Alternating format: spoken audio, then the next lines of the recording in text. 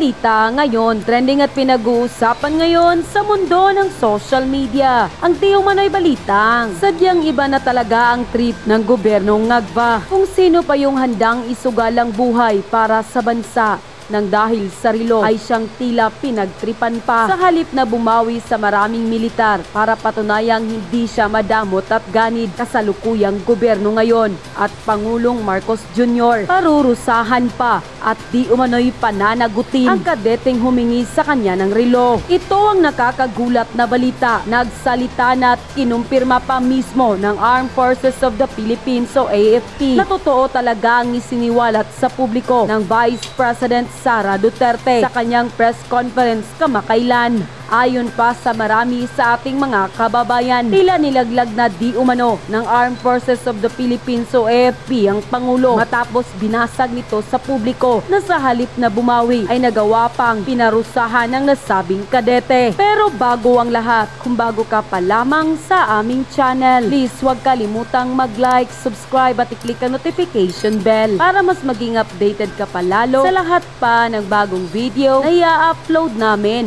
At ito na nga mga kababayan, matapos tila binunyag sa publiko ng Vice President Sara Duterte sa kanyang press conference kamakailan lamang ang nasabing kadete na sa halip na bumawi ang Pangulo ay di umano'y pinarusahan pa ito na siyang kinumpirma naman ng AFP. Tila galit na galit ngayon ang marami sa ating mga kababayan na sa halip na aminin ni Pangulong Marcos Jr. na totoo ang isiniwalat ng pangalawang Pangulo sa publiko na minsan na nitong pinahiya ang isang sundalong handang magbigay ng kanyang buhay at ialay ito para sa kapayapaan ng bayan ay tila naging spoiled brat pa raw ang Pangulo at feeling untouchable dahil kinumpirma na mismo ng Armed Forces of the Philippines na binigyan nila ng kaparusahan ng nasabing kadete na humingi ng relo sa Pangulo na ayon pa sa marami sa ating mga kababayan, hindi raw yan paparusahan ng AFP ang nasabing sundalo kung di umano'y walang utos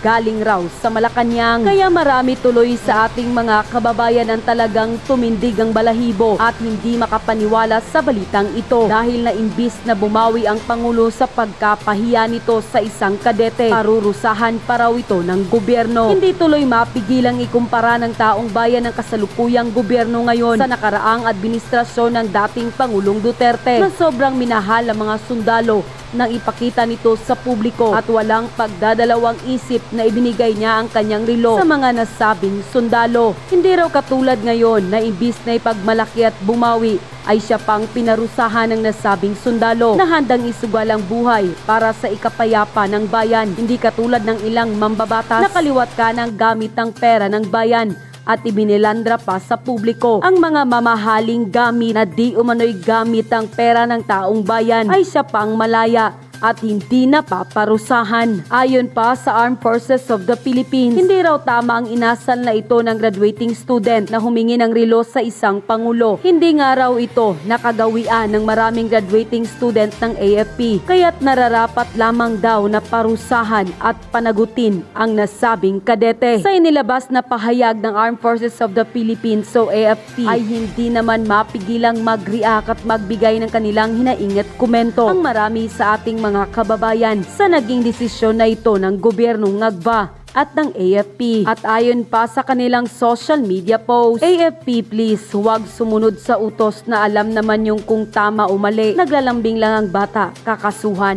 Wow! Mali ba ang humingi? May batas ba na bawal humingi ng anumang bagay sa president? Bakit kailangang parusahan ng isang kadete? Ano ang legal basis? Grabe talaga ang gobyerno ngayon. Kawawa talaga mga sundalo. Sunod-sunuran naman ang mga leader ng mga nasa AFP.